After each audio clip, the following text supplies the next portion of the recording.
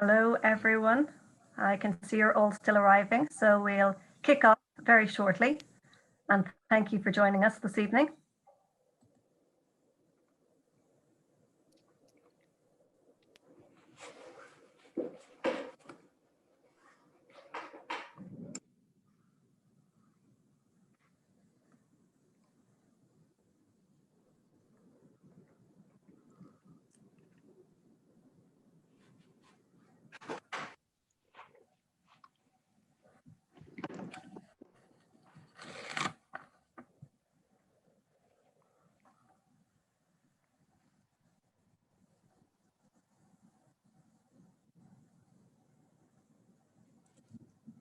It's fantastic to see so many of you here.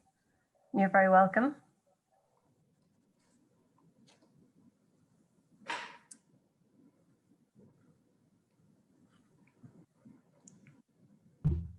We'll just give it another minute and we'll kick off.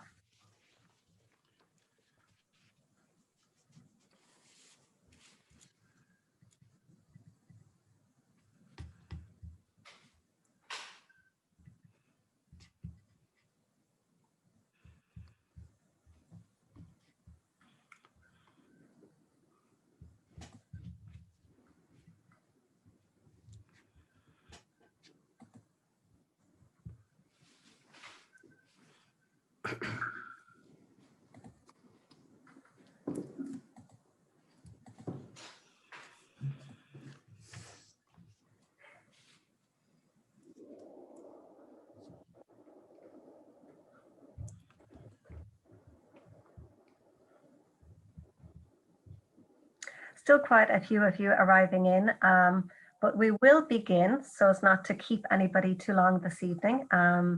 You're all very welcome and thank you so much for joining us for tonight's information session for the Postgraduate Certificate in Healthcare Innovation.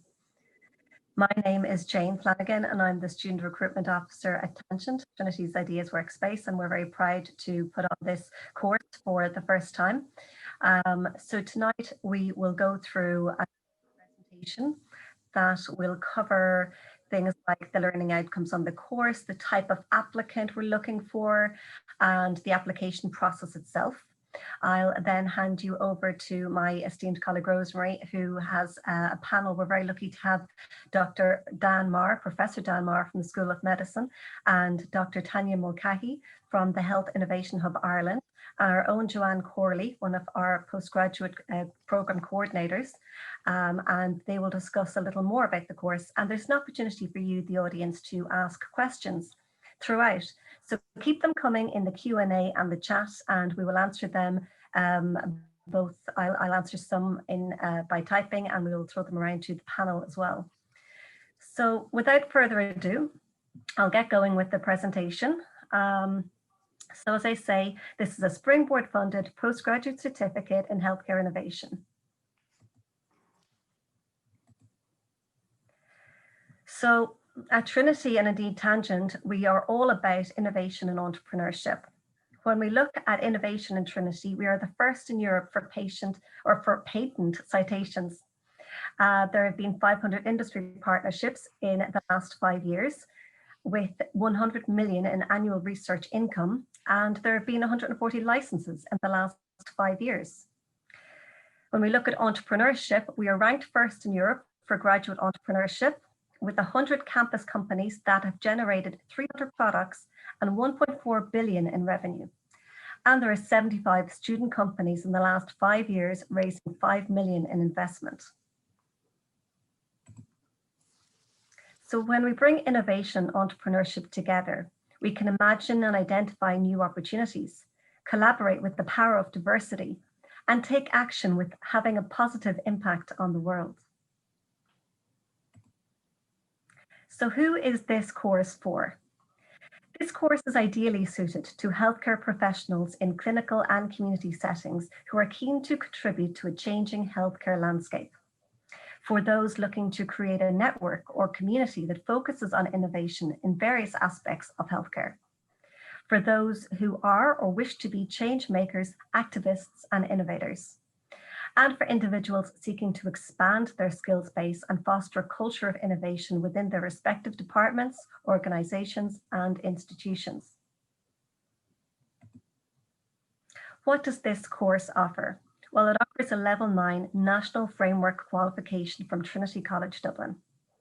It offers key skills such as critical thinking, empathy, design and creative collaboration, skills like team working, leadership, presentation and communication skills. There's engagement with entrepreneurs, business leaders and industry mentors in an online classroom environment. And it has an access to a range of career development supports within Trinity. So when we look at course themes, there are 3 modules on this course, and they are innovation and creativity in healthcare in module 1, opportunity generation, recognition and communication in module 2, and enterprise development in healthcare in module 3. How the program works? Well, it's delivered part-time and every 2 weeks. So that's every second Friday afternoon and Saturday from 9:30 to 4:30. And it runs from the 26th of March to the 24th of July, and it's about 9 weeks or 9 separate dates there, weekends I should say. So moving on, teaching and learning styles on this course. This is very much adult learning, and as such it's an experiential learning environment with workshops, masterclasses, group projects and presentations. Students will be introduced to theories and frameworks and learn how these can be applied to improved outcomes for patients and reduce costs in the delivery of healthcare. You will learn to apply design thinking techniques in practice and come to understand the iterative process, learning from failure and failing forward. Peer-to-peer learning will be a big focus on this course, and we are looking for students from a diverse range of backgrounds to really add to that strong peer-to-peer learning. And finally, there are no exams, so a process of continuous assessment. This slide shows just some of the businesses that Tangent have worked with. So we're all about collaboration and the power of diversity and coming together to brainstorm and look at how to ideate and find solutions for a multitude of challenges. And I'm sure you can see some businesses there that you recognize. So it kind of just gives you a sense of who we have worked with in the past. And the learning outcomes. So the learning outcomes of this course is that you investigate a diverse range of innovation-related topics in healthcare, develop and assess innovation opportunities in a variety of healthcare contexts, communicate and interact with multiple stakeholders in different settings, evaluate the process involved in bringing an idea through to implementation, and critique the commercial, social, ethical, political, and cultural value associated with healthcare innovation. So we move on to who is eligible to apply for this course. Well, we're looking for graduates who hold a level 8 qualification with a grade of 2.1 or higher. If you don't have that, or you have something lower or no formal qualification, you can still apply as an RPL applicant, and that is recognition of prior learning. And those applicants will be assessed on a case-by-case basis. Individuals in receipt of an eligible social welfare payment for self-employed or people in employment, and if so, if you're successful, there's a 10% fee, and that comes to €380. For those that are ordinarily a resident in the EU for 3 of the last 5 years prior to application. And finally, for returners, those out of the workplace due to caring obligations and are now looking to upskill. And if that's the case for you, there is a declaration downloadable on the Springboard website that needs to be signed, but all there on Springboard. So again, the admission requirements. Before we at Tangent can assess your application, we need 6 documents uploaded to Springboard. That is a copy of the document that shows us you have that level 8 honours degree with a grade of 2.1 or higher. RPLs will be considered, and you just need to make that clear in your application, and you can put that of interest if you wish. So your CV, how do your skills and experience match this course?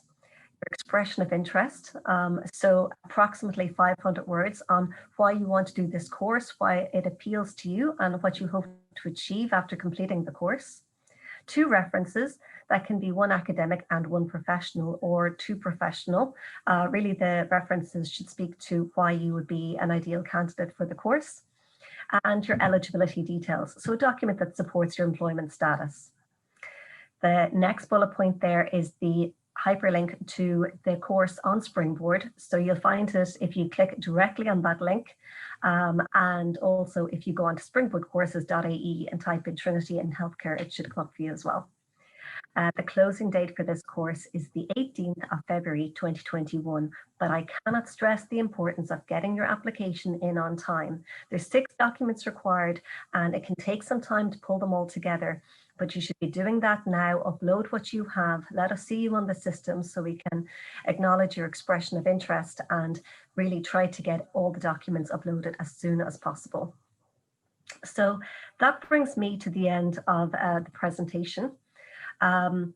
If you have questions, you can put them in the chat, but if they're related to your application, I would encourage you to go on to the Tangent website. If you go to the education section and the postgraduate section, under the healthcare course, there's a link to our FAQs. I continue to be asked a lot of the same questions time and again. So we have all of our frequently asked questions up there in a PDF document. Have a read through of that. And if there's anything still outstanding, you can pop an email to springboard@tcd.ie and I'll respond to you from there. Or you can give me a call on 086 032 0487. And finally, log on to Springboard courses. It's essential that all applications come through the Springboard portal. So thank you for listening to me. As I say, do send your questions in and we'll do our best to answer them all. I'll hand you over to my colleague, Rosemary. Yeah, thank you. Rosemary, there you go. Jane, thank you very much indeed, both for the introduction, but for that really informative presentation. And I'm sure our listeners will have some questions, so absolutely start typing there or get in contact with us at springboard@tcd.ie. I'd first of all like to welcome everybody here. Thank you so much for taking time out this evening to be with us. My name is Rosemary Denneher. I am a Senior Programme Manager here in Tangent, Trinity's Ideas Workspace, so I work alongside Jane. So this evening really is a great opportunity to find out more about the Postgraduate Certificate in Healthcare Innovation, and I suppose really what the course is all about. Our aim for this evening's session is that you learn more about the course, what it has to offer, and how it may benefit either you personally or within your organizational or business setting. So before we jump into panel introductions, which I'll do now in a moment, I'd just like to give you an overview of what to expect for the next 40 minutes or so. So we'll take a few moments for each of the panel members to briefly introduce themselves. I have some questions then that I'm going to put to the panel about the programme. We'll then, as Jane said, we'll open up the floor to give all of you an opportunity to ask any questions you have, maybe clarify anything that you're unsure of, or get further information on something that you've heard tonight. And hopefully, ultimately, I guess, with the aim of helping you decide if this programme is for you. And if the programme is for you, how to go about applying then from the programme. So just pop your questions into the chat box. We'll answer as many as we can on the way, and then we'll answer the other ones at the end, the general ones at the end. So if that sounds good to everybody, we might get started with the introductions. Dan, if I could go to you first.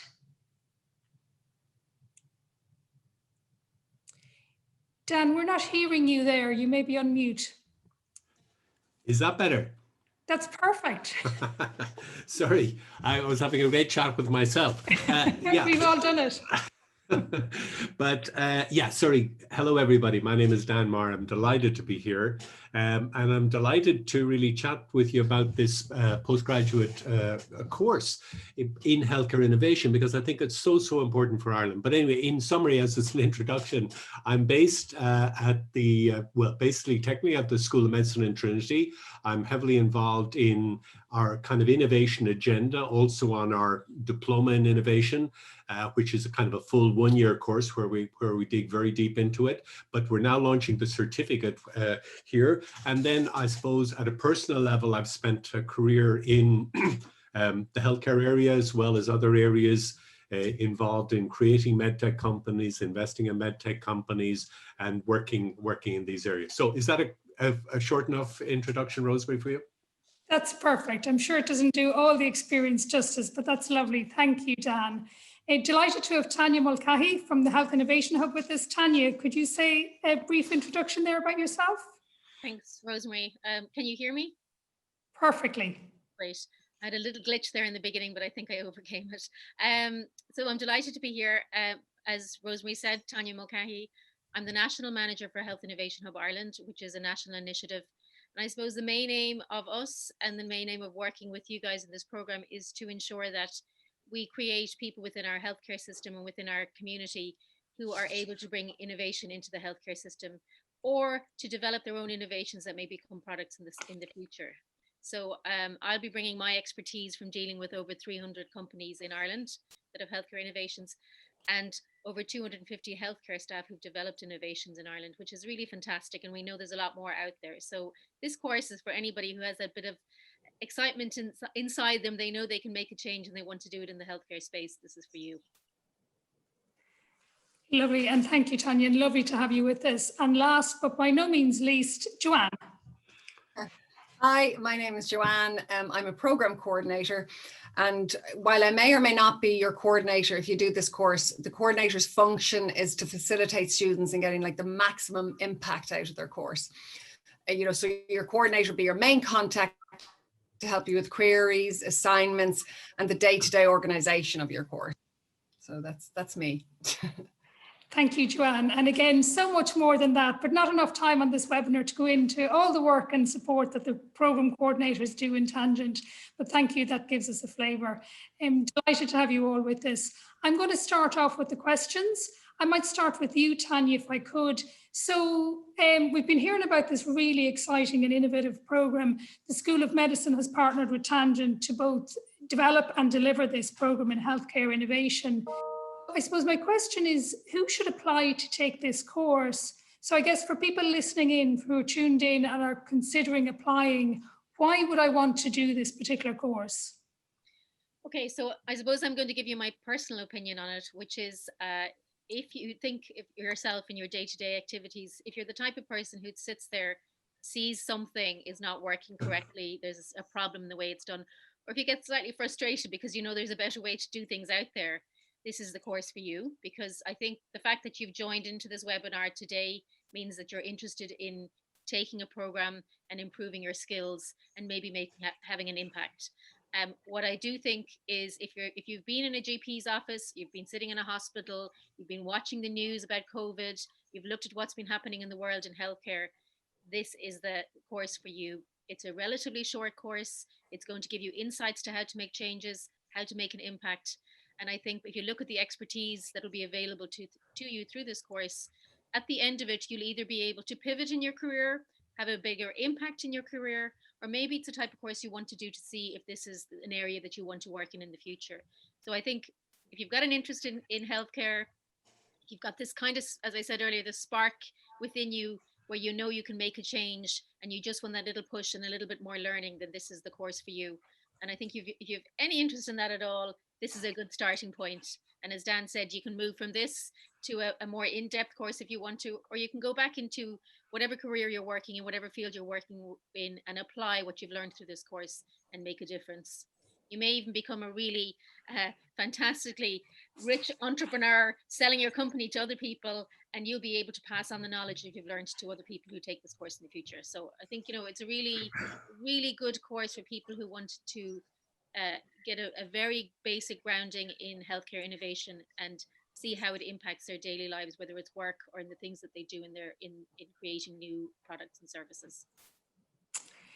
That's excellent. And just to say as well, Tangent has produced some of those millionaires that you're talking about in terms of startups and new business opportunities. So just from listening to you there, I think it's apparent that I suppose the whole area of healthcare innovation, it's not just for medics per se. I mean, we're talking about administrators, practitioners at all levels who all have the potential to innovate. And I think you mentioned as well, that's not just maybe in improving patient care, that can be in processes as well.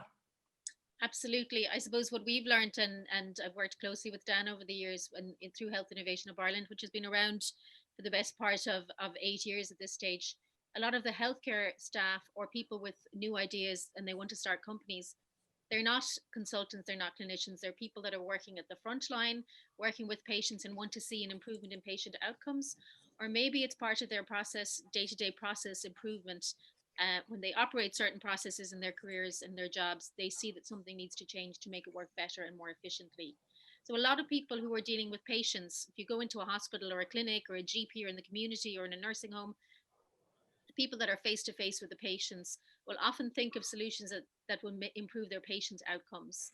And then the people that are working at the back end in administration or process steps, they're the ones that see that things could be done more efficiently so their work and the way they operate will be more effective. And then there's that other cohort of people who really want to come up with a new innovation and they want to start a company in that space. There are all types of people that can take this course. So it's open to everybody. Super. I want to do it myself now after listening to that.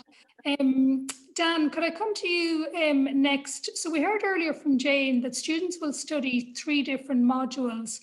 Can you tell us a little bit more on that and maybe briefly outline some of the topic areas that students will study while on the programme? Absolutely, Rosemary. Just to maybe just finish off one item that Tanya said. Sure. In addition to everybody she mentioned, we've also even had patients themselves come forward with their own ideas, and who better than the patient to propose solutions? Yes. So in fact, there's one particular company in Ireland where the patient is actually initiated and is doing quite well that Tanya would know all about. So yes, so even the patient, not to mind. But I think the other point Tanya was stressing there, it just doesn't have to be the consultant or the doctor. It really is anybody who's facing the innovation, right from the porter who says if we had different wheels on the trolley, we could turn it better, all the way up. The second thing I want to say before I talk about the course is that actually in healthcare, we discovered that a lot of people are interested in process innovation. In other words, doing things better, not just about inventing a new device, a new cardiac stent or something very exotic from their perspective. That tends to put people off. They say, I'm never going to be able to do that. But what we find on courses like this and our workshops in general is that once people are exposed to the innovation process, they start to get their own ideas. They start to have their aha moments to sort of say, yes, actually, I could have an innovative approach to that. So I'll just finish on that point. It's a very broad grouping of people who can have interest. And we find that maybe it's 3/4 of them are more interested in that kind of process innovation than just maybe developing a whole new product. Okay. Now back to your question. Excuse me, Rosemary. Your question was, what does the certificate involve? Well, we've broken it into 3 modules. Okay, and in the 3 modules, the first one is innovation and creativity in healthcare. But in fact, what we actually ask the students to do in the first module is, if they're working in healthcare, is to forget about healthcare. Why? Because we want them to think about innovation as a sort of a discipline by itself. And in fact, we actually discourage them, although we all know we're going to take a look at healthcare. We find that it creates such a center of gravity in their mind that they avoid maybe seeing some of the key lessons. So we deliberately in module 1 bring them to design thinking, empathy, thinking through working in groups, obviously, and going through it on that side. And the core of it is really that they can recognize entrepreneurial opportunities, okay? And then they can focus on beginning to how to communicate and articulate those opportunities. When we get to module 2, now we're starting to ask them, well, do you have any real ideas here? And what we're looking for isn't a single idea. What we're looking for is, do you have multiple ideas? Ideally 3 or 5 ideas. Why are we interested in that? Because it forces people to really think through multiple ideas and then to compare each of them. So how do you generate opportunities? How do you recognize? And so in our module 2, we really start to get a lot deeper into the reality of taking your idea from an idea forward towards implementation. So it's still about creativity. It's still about innovation. Now, a very important point, I think we mentioned this a few times whenever we've talked with people who are interested in this course. The good news is you do not have to be an inventor to be an innovator. We all have creativity, right? And we don't have to be an inventor. But the key with any of these creative or inventive steps is to take action on the step to move it into some form of reality. So in fact, we're looking for action, women and men, because it's about taking the action and moving forward. And this course, this certificate will definitely encourage people to take action on their ideas. So in module 2, we'll spend a lot of time exposing the students to frameworks to evaluate different ideas, and problem solving and creative collaboration and all those areas. But they will start to be working on ideas, some of which could be their own, and we'd be delighted, some of which they may sort of glean from their team or their group, or some of which we may kind of hand to them as suggested ideas. And that's in module 2. And in module 3 then, which is more the finale part of the module, we really start to get serious about implementing maybe one of those ideas, in the sense of at least thinking through the plan and the logic that would be required to implement an innovative idea. And in that context, we start to look at, I suppose, details a little bit in terms of understanding, how you would take your idea and think of it from the perspective of each of the stakeholders. Because what often happens with people, once they get enough energy in their mind to really begin to present their idea, is they're quite passionate about it, but they need to think through the windows of the different stakeholders. Like usually they'll end up trying to convince somebody on this idea. So we kind of force them a little bit to think through their idea.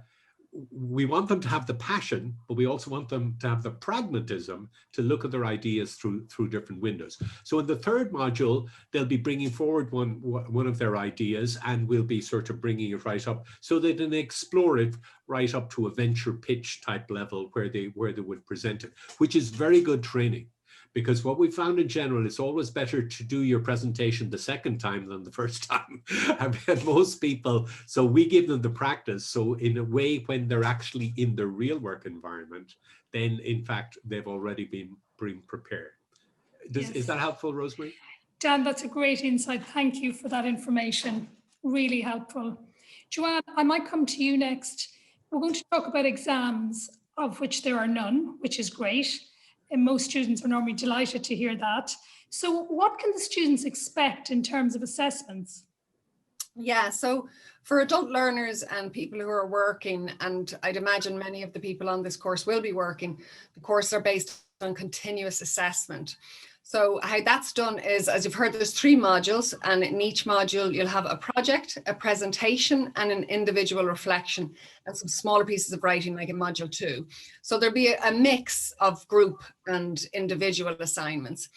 And just in regard to the assignments themselves, like the group learning is very important because it exposes you to other people's ideas and different approaches to the same topic. And with the reflections, past students have reported getting a lot out of those assignments. Reflections give structure to learning from experiences, and this is like a very experiential course. So that's how the assignments will be set up. And students have reported they are very doable. It is very manageable. Great, Joanne. And I'm going to stay with you just for a moment. So we've looked at the assessment, which I guess is the end result, if you like. But could you tell us a little bit more? And I even see some questions coming in there in the chat box about the online learning environment and how that works. I suppose bearing in mind that this will be new to a lot of our students, a fully online program delivered fully online. Okay, well, we try to make the online experience as close as possible to a conventional university course. And of course, online is becoming conventional now. So the classes are live and you'll be able to see your contributor. And in some cases, you'll be able to see everyone or else some of the people in the class. And you'll have full interaction, questions and answers. And one of the advantages, again, with the learning environment is that you have the chat box at the side where you can ask questions and make comments. So it's very interactive. And there's also breakout rooms where the class can be divided up to do group work. And like what we find is after, you know, 1 or 2 sessions, we find most students reported that they're very comfortable with the online classes. And in Tangent, we use a platform called Blackboard to organize and deliver the courses. So Blackboard is used by most major universities across the world and has been for like 25 years plus. So it was around long before COVID. And we also augment that with other platforms like Zoom and Teams. So, you know, overall, the student feedback is that it's very effective and a really rewarding experience. That's great, Joanne. And I think it's very fair to say that even us as educators on the other side have had to learn, you know, new ways of working and delivering engaging content.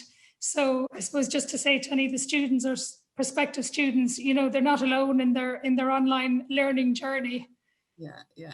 And a shout out to the module coordinators, you know, who prove invaluable to the students in helping them along that journey. So thank you for that. Dan, if I could come back to you, one of the questions that is coming in is, could you give us an overview of who will deliver the course, and specifically around links to industry or maybe guest speakers, and I suppose practitioners in the field? Well, absolutely.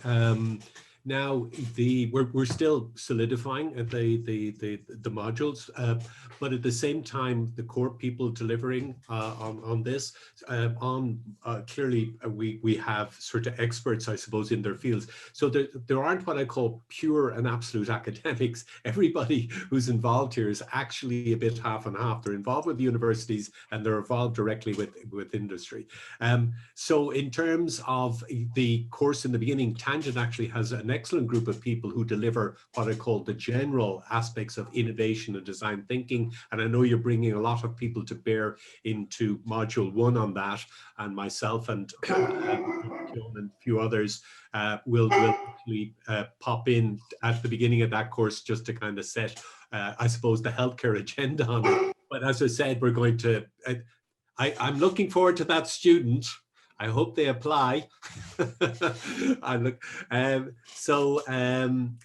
the situation is we have a core of teaching, which will be really done by people like Dr. John McKeown and so on, who's a serial entrepreneur who I believe will, in my discussions with him yesterday, he's leading module 2 and he will give an excellent sort of analysis, and he's bringing in other people. I myself will lead module 3, which is really bringing people up to the actual turning their ideas into real action.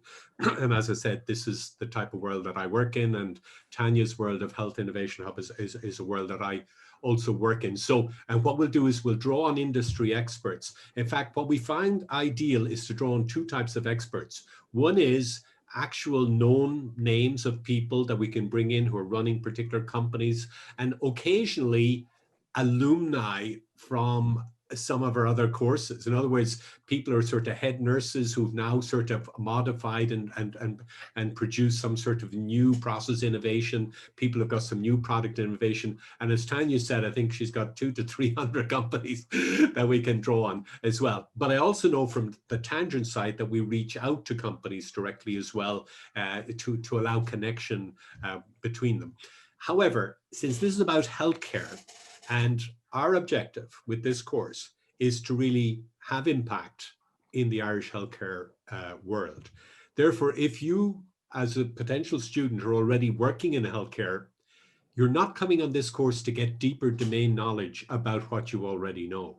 What you're coming on this course is to really to begin to think creatively, innovatively, and to get the confidence to really begin to translate your ideas and to present it to a much broader reach of people, including your hospital management if you're inside, including to HSE management, including to many different people, and to learn how to really garner maybe virtual teams among your own actual work colleagues to really help you maybe experiment virtually with a prototype of your idea. That's if you're working in the healthcare already. That would be the hope. And they're the type of people Tanya was talking about that we want to really internal to the health system come with new ideas and percolate them up through the system. So it's kind of internally triggered.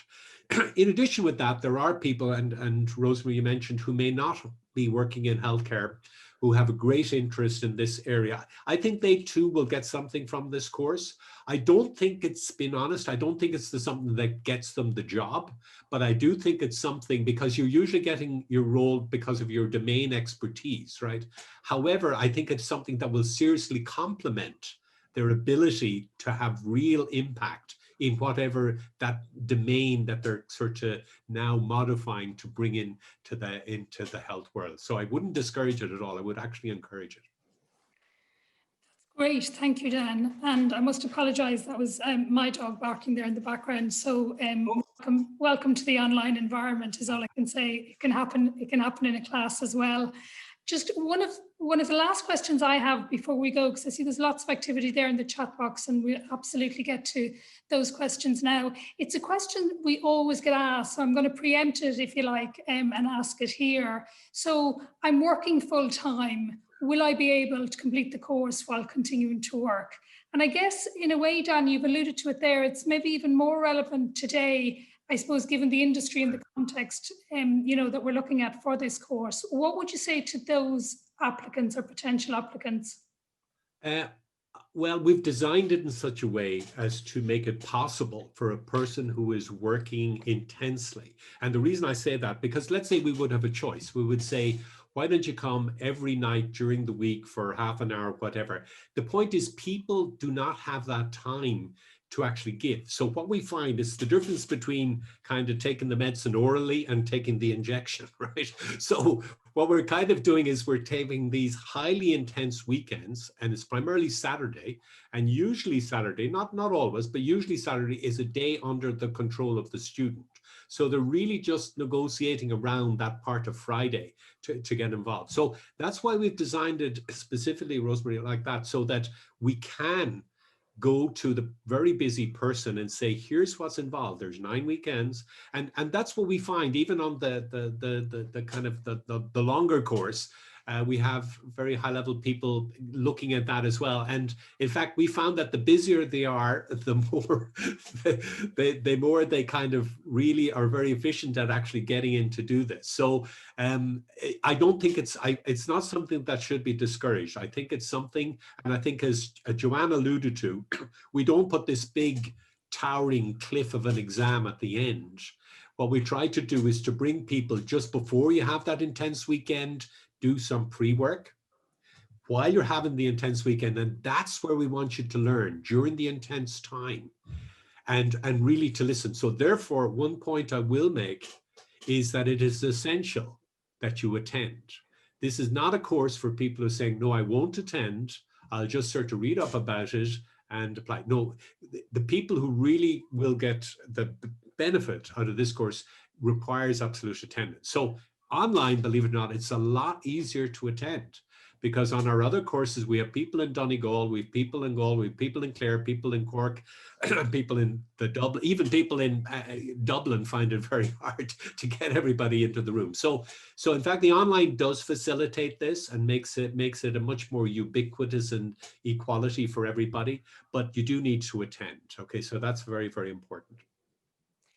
Thank you. And I might just add to that, for those who are registering, under Springboard, it's a Springboard funded course. It's actually a requirement that students attend at a minimum of 80%.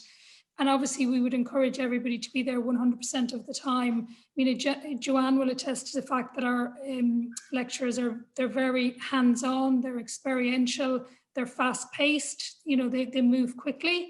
And as Dan said there, it's not something you want to be missing and then trying to pick up on.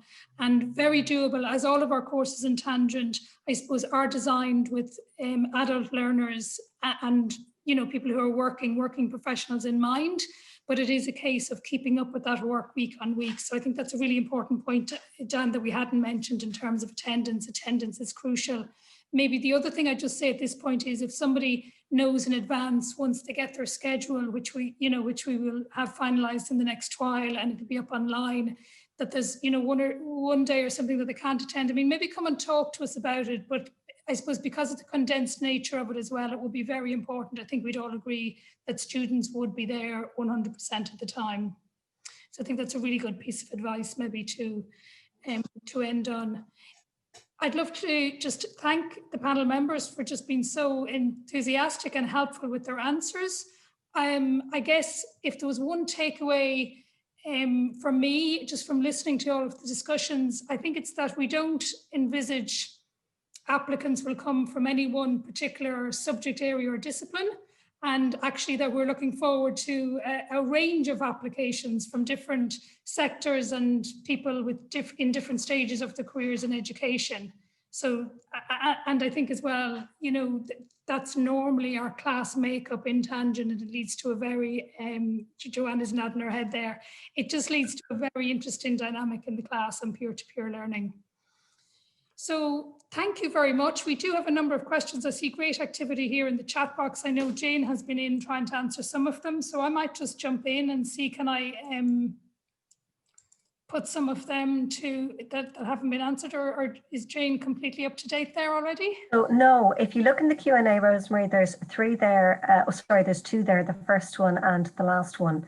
And then there's 1 or 2 more in the chat that I can put to you or to the panel.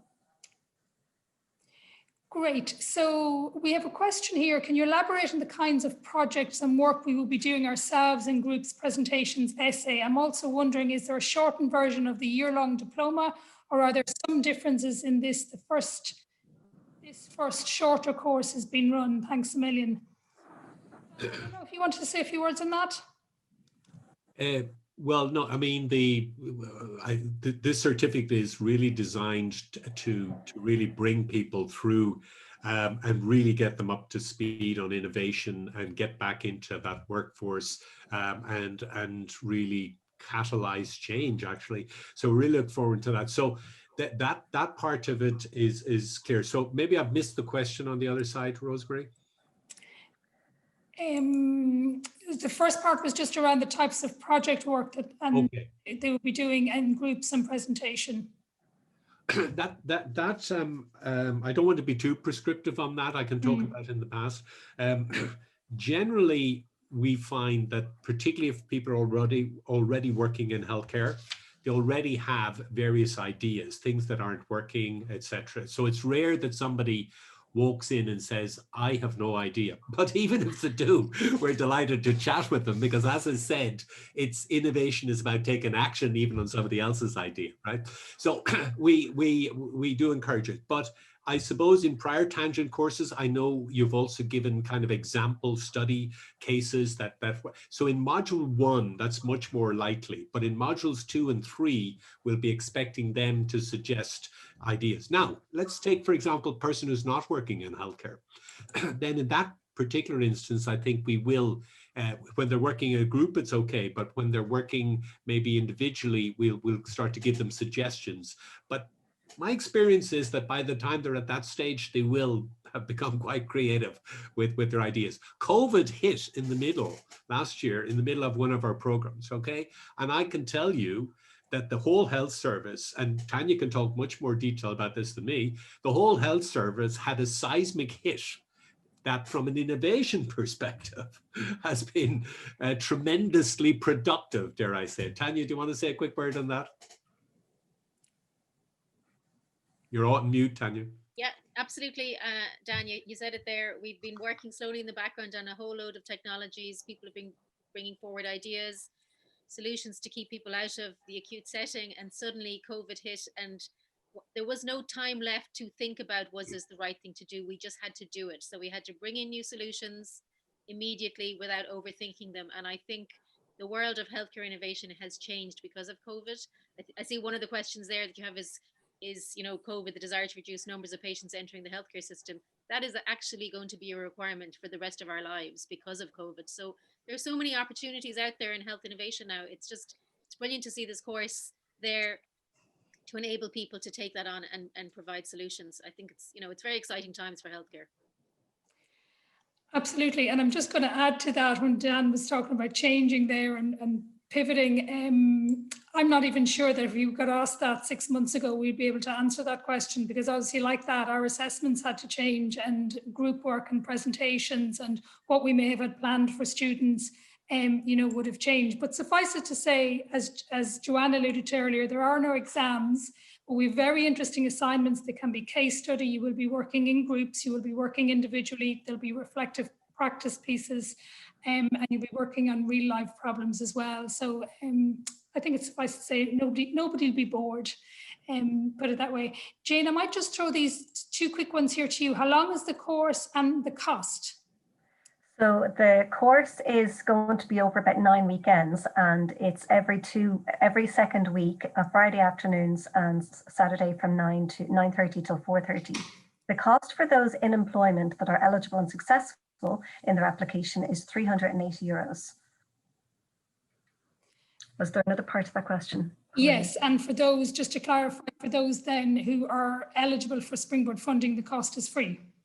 Yes, absolutely. Free to the applicant. So if in employment, it's 10% cost, and otherwise it's free. Yeah. The second part of the same question, this may be for Dan or Tanya. We mentioned innovation being at the forefront. So in terms of that, how would one be able to channelize this into a career in the med tech hub? I don't know what they mean by the medtech. Maybe the Health Innovation Hub. Tanya is running it, so I can certainly hand that over to Tanya. And in medtech in general, I can chat about. So go ahead, Tanya. Yeah, I suppose when you say at the forefront, you mean the front line where people are actually engaging with patients and in a clinical setting, and how you can channelize that. I suppose like you, Dan, I was thinking medtech hub might be sort of in the medtech sector in. Working and creating. So I suppose you can work with anyone coming out of this program who has a fantastic idea, solution, or product. I think they've answered there earlier that Trinity provides opportunities to develop your technologies if needed. You can also come to the likes of Health Innovation of Ireland, and we'll help you work to develop your product, your idea into a product, and get that into the front, the coal face where patients need it or users will use it. So I think, really, if your product and your idea is good, you'll be able to get support for it in lots of different places. That's the bottom line. Good ideas will get support no matter what. Yeah. One or two questions. Sorry, Dan. Go ahead. I was going to say there's one or two from earlier in the chat that I didn't answer. Dan, maybe I could ask you, how does this course go about implementing ideas that may be feasible? That may be what? May be feasible. How does it go about implementing them in the desired workplace, I guess? Okay, well, first, hopefully they are feasible, because if they're not feasible, we'll have a challenge, right?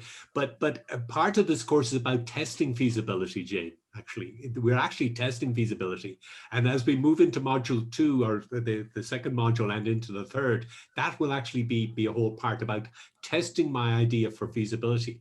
Now, in a work, it depends on the idea. Obviously, let me put it this way. Usually, people kind of say at the end, well, I can't do it because I don't have the money to do it. Usually money is the reason that most people give for not doing anything.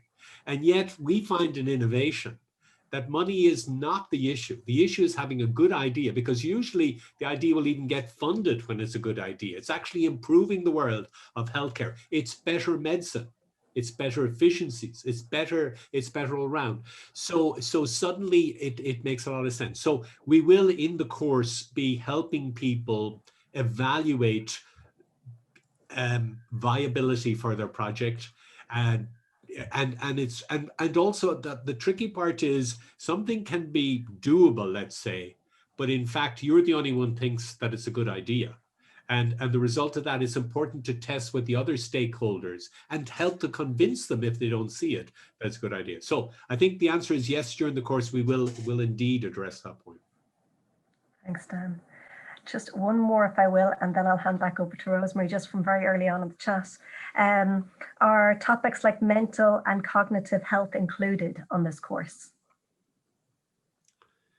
In what sense? Say that again. Are? Perhaps the person could elaborate, because I think that was the... Is this the question here? Is the area of intellectual disability? That was another question. Oh, that's a different one. There is no particular domain within healthcare. Okay, so we have on our general courses, we have everybody from emergency doctors, all the way through to surgeons, to nurses in maternity, to social workers, to physiotherapists, to finance managers, to various people in various, and to people who are GPs working by themselves. And we even have some entrepreneurs who say, I have got a great idea. And the reason they want to join the course is so that they meet the other colleagues so they can test out their ideas, right? So there's a lot of different angles. Intellectual, or let's say anything even in the area of any form of learning, systems, continual learning, any form in the psychiatry space. We've got people who put forward apps to help particular cognitive sort of areas. So we've seen a wide variety, and Tanya will be able to talk about the very wide variety of projects that could approach us. So I don't foresee something that touches on healthcare as something that we will not be able to find on our team a resonance with somebody who can at least understand what is being proposed. But we don't profess to be the domain expert. So you don't come and say, I'm going to use this course to find the world's best surgeon a bit to test out my product. We already have world-class surgeons and so on. We may in this one instance be able to connect them, but it's more to help them with the approach and innovation training. Thanks, Dan. Great, I'll take over from the chat and then I'll hand back over to you, Jane, there for the Q&A. So do you work closely with any medical or pharmaceutical companies? So that's probably for Dan or Tanya there. Well, Tanya works with a large number. Tanya, I know you put up, Jane, you put up a slide with lots of names on it there at the beginning. One or two of them or three or four of them were in the kind of health space. Tanya could have put up a very similar slide. So Tanya, you can tell me, had you had your slide up there, Tanya, what would have been on it? Who'd be on it? Yeah, so I suppose we would have access to people like participants on this course who would have started off with ideas and created companies, and they're a very valuable resource because they've gone through the process themselves, developing a new idea or new technology. And then we've gone to companies who have been very successful both in Ireland and internationally, but they're still smaller, medium-sized companies. And then at the other end of the spectrum, we work with a lot of companies who are very much medical device and med tech companies. So large companies in Ireland, headquartered possibly outside Ireland, but they've come to Ireland and set up shop in Ireland, mainly because of the quality of the expertise available and the healthcare system we have here. And they provide a huge opportunity for careers for people who might do this course. So, I mean, there's no end to the types of company and industry that can engage people through ourselves and through this course. I mean, we have interest, health innovation is of interest to everybody from, you know, the telecommunications companies, from Vodafone, you know, they're all interested in how their technology can impact health innovation. So, yeah, I could have put up any name in any company, to be honest. Pharmaceutical companies are interested in health innovation from a medical device point of view, but also from a process point of view. So can they add anything onto their pharmaceuticals to make them a better product for their patients and improve their outcomes? Healthcare innovation is a very broad spectrum. Everything fits into it, as long as it touches on health, patients and healthcare staff, then you're in that space. So I think a huge range of companies available and expertise available. When you ask this question, okay, about do we connect with companies, I think there's maybe, I won't ask the person why they asked the question, but one reason is that a person might say, well, it would be good to get an introduction to these companies as part of this process. So what I'd like to say to everybody, if you are working already inside the healthcare, I think this gives you an opportunity to look at problems that you have internally. And whereas you may work on a day-to-day basis with your manager and somebody else and a small cohort of team, in order to bring forward a new idea, you may be forced now to talk with, and given validity to talk with, the CEO, the hospital, the finance person. So in fact, as part of this process, and maybe in one of your projects, if that wouldn't make sense, because that's what you present to us, you will be doing this kind of connectivity out into even in your own organization. And it's quite amazing what we've seen when people who felt that they were blocked in the middle of an organization, after they completed these types of courses, they actually suddenly were able to talk kind of at the eye level of the other people. So that's if you're already working in it. And we find, and that's our main cohort, we find that an excellent. Now, if on the other hand, you're not working in it and you're saying, I'd really like to work in that company there, and we'd say, well, why? Now, if the answer is I just want a job, that's slightly not the best answer. The best answer is because I think they're world class at orthopedics, right? And therefore, what you're saying is, I think we need a project that we're going to investigate the leading edge of world-class orthopedics so that you can survey with them, and maybe we, through our network, can connect you with them, at least on that component. Okay? Yeah, no, that's wonderful. I just see a question here. I'm going to throw it back to Libby and asked it, any issues with intellectual property. So I'm not really sure in what context that means. So Libby, if you just want to elaborate on that, we'll try and answer that. There's a couple of questions in here around the application process. So I'm just going to maybe summarize or reiterate what Jane said earlier. There's 6 different pieces, if you like, of documentation that need to be uploaded to the Springboard website. If you go onto the Springboard website and search for the course under Trinity, or if you go on to Tangent's website, you'll get the link to the Springboard page for the course there. All of the requirements are listed. There's also an FAQ document which details in great detail what those documents should look like. So don't get hung up on like, what should my reference look like, or what's a personal statement. We've detailed out, you know, what they are and what the requirements, but equally, if you're still struggling, do get in contact directly with Jane, who'll be able to help you and advise you on that. I'm just going to reiterate, I suppose, again, for the last number of courses that we've run in Tangent, we have been well oversubscribed.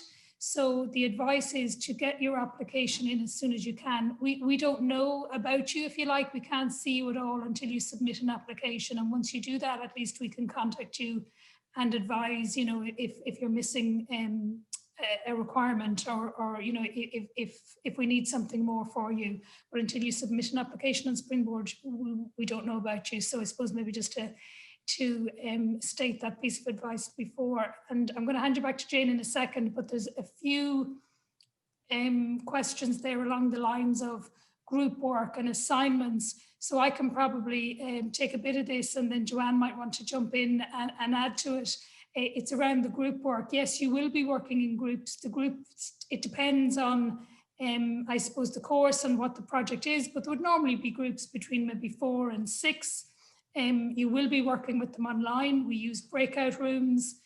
So, you know, you will have time and space to get to know your group and work with your group. Joanne can probably add to that a little bit, who is very close to this area.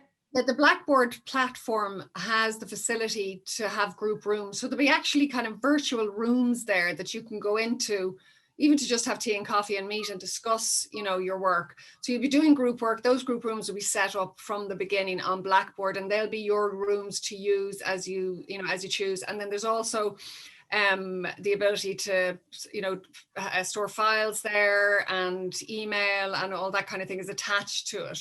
So yeah, working in groups, it'll work well. It works well on Blackboard, you know. Yeah, and we've huge experience. All of the courses that we run in Tangent have a group work element. So yeah, it's not, that's definitely not new to us, and the program coordinators are well experienced at managing that. So group work shouldn't be an issue. I'm going to hand you back to Jane. Jane, there might be 1 or 2 there that you want to put to the panel before we log off.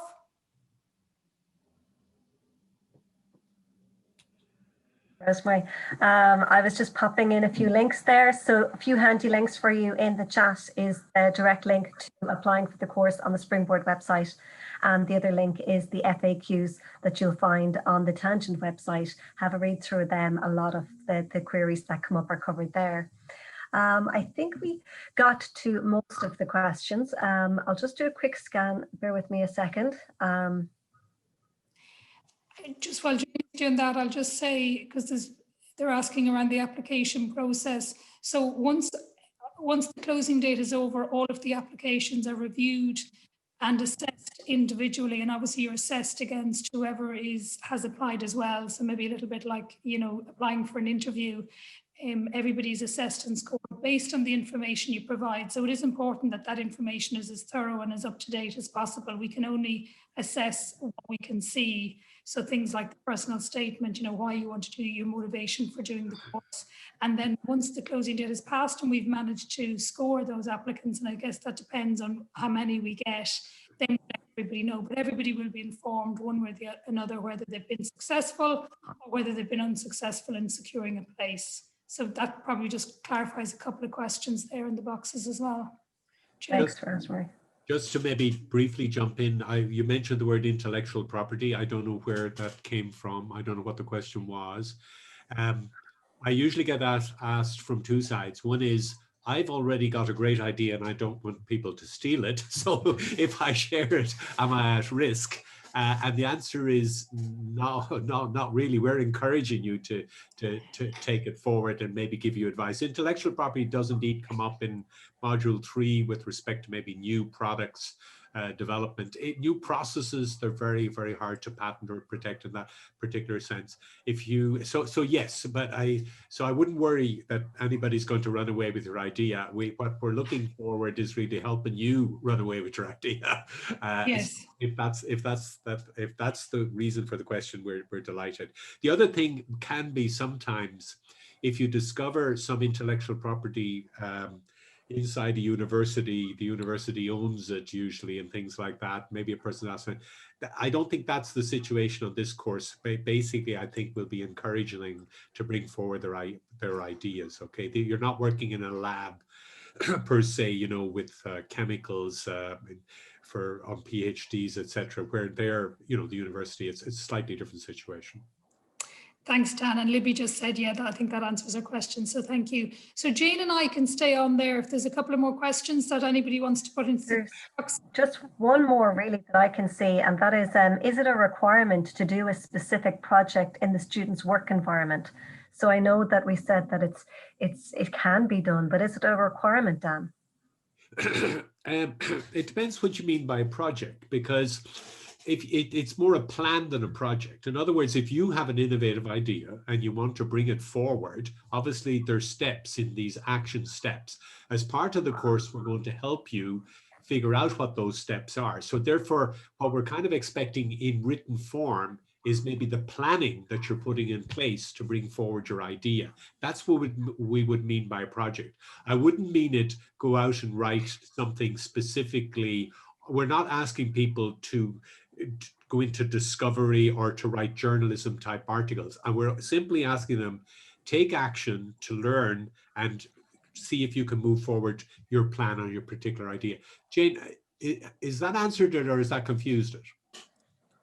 No, I think that covers it. I suppose it's just if you're coming to the course without a project in mind, you're not sure of what to do within your workplace or how to implement something, I suppose. Well, we will have failed very badly if they leave the course not having got a single idea, because the whole purpose, particularly in module 1, is very creative, right? So we're not expecting, sometimes people, the simplest ideas can be the best, by the way. Okay, so there's no complex ideas aren't always the right ones. Simple ideas, as I said, the porter in the hospital who said, if we change the wheels, I can go around these corners and it'll be silent, right? People who make simple have simple ideas. So it can be from the simplest idea to a complex idea. A lot of people who use mobile phones kind of feel, if I only had an app for this or an app for that. So I think people will discover to be creative by working in their groups with peers. They will actually bounce off each other in terms of new ideas. So yes, I think it will be failure, even if they come with 0 ideas and they leave with 0 ideas. I will hide. Dan, it's true to say that they may not have they don't have to come up with an idea directly related to their workplace. No, right? no, they don't. They don't have to, although it is good to do it, Tanya, because in their workplace, that's usually where they see the ideas. Most of us get ideas because of experience, right?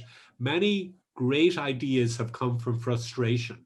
which is this hasn't worked or this never works. I'm going to fix that. And those frustrations within the workplace can be very productive.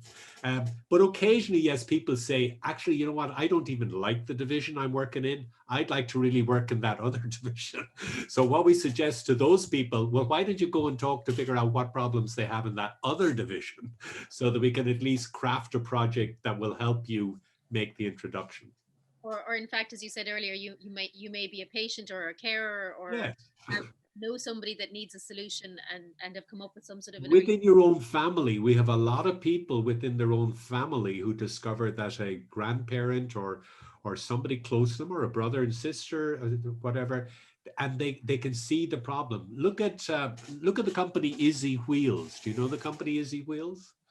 Have a look at that, and you can see that just the family, just where ideas are born. IZZY. Okay, simple ideas. Thanks, Dan. I'm just conscious of time.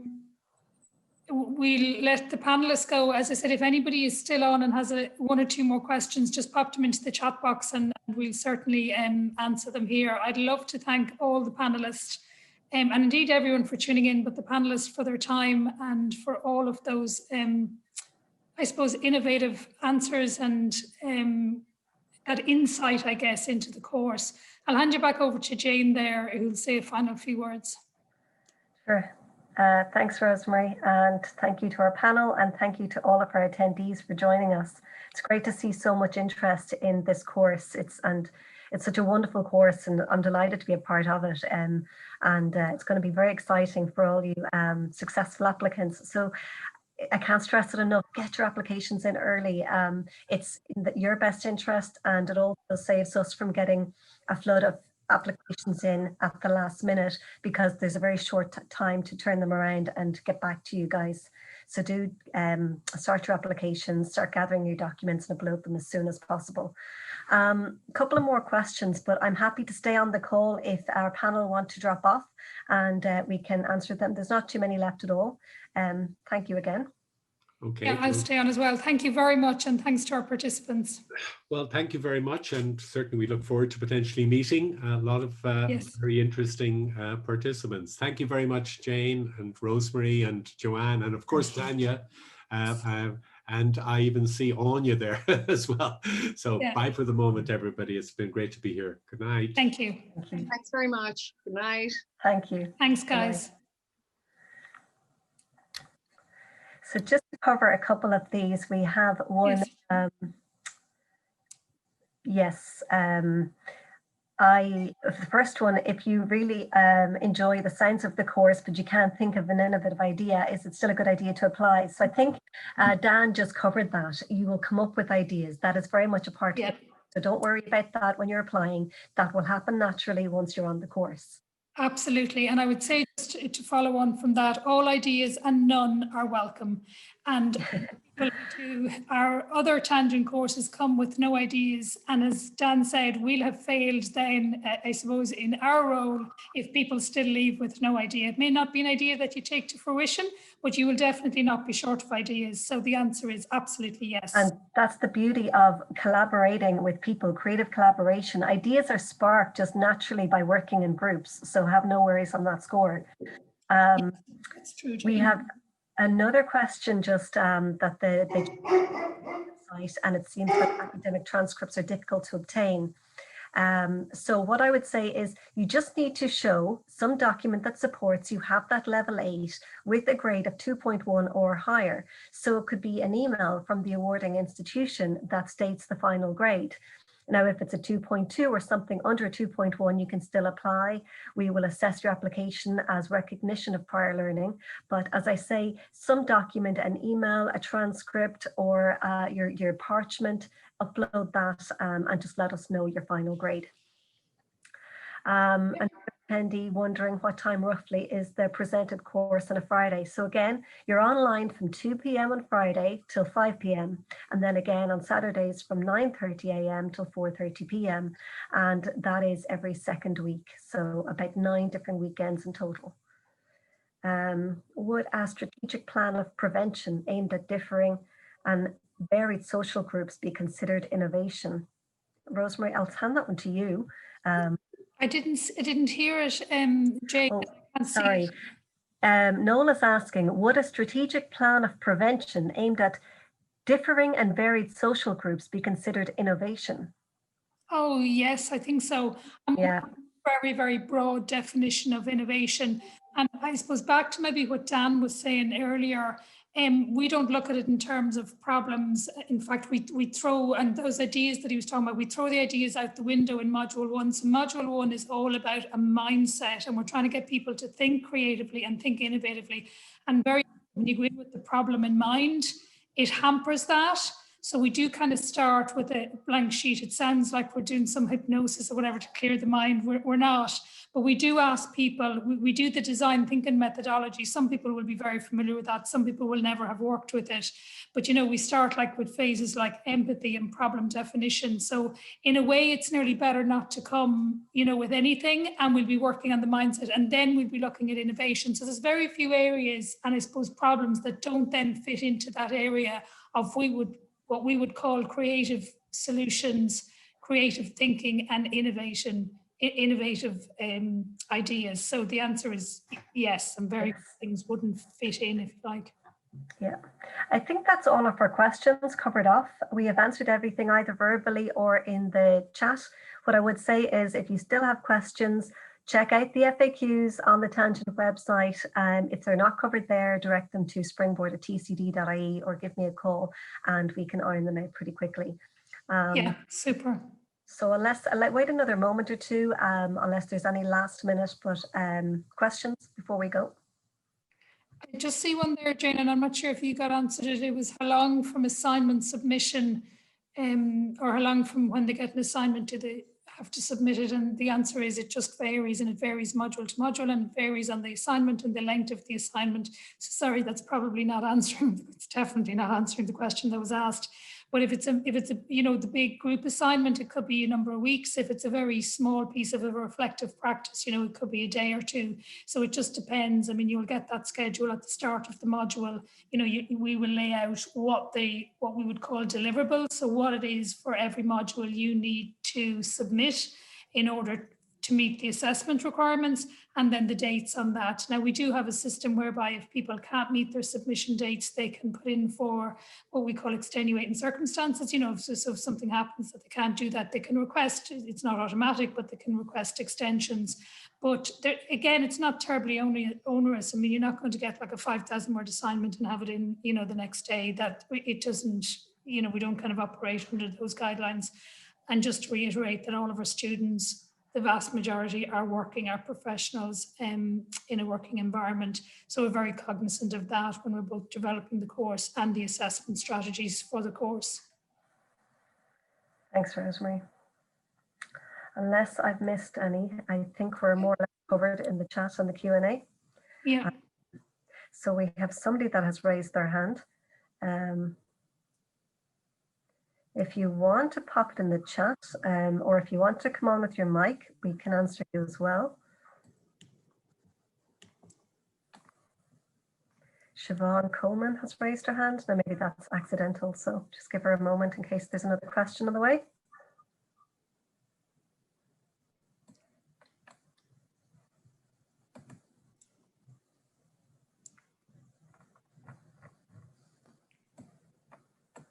Accidental, no problem, Siobhan. No problem. Well,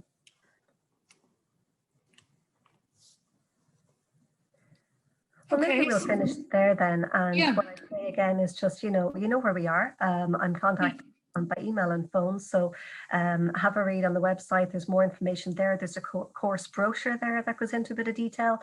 And the top timetable will be posted soon over the next week or two.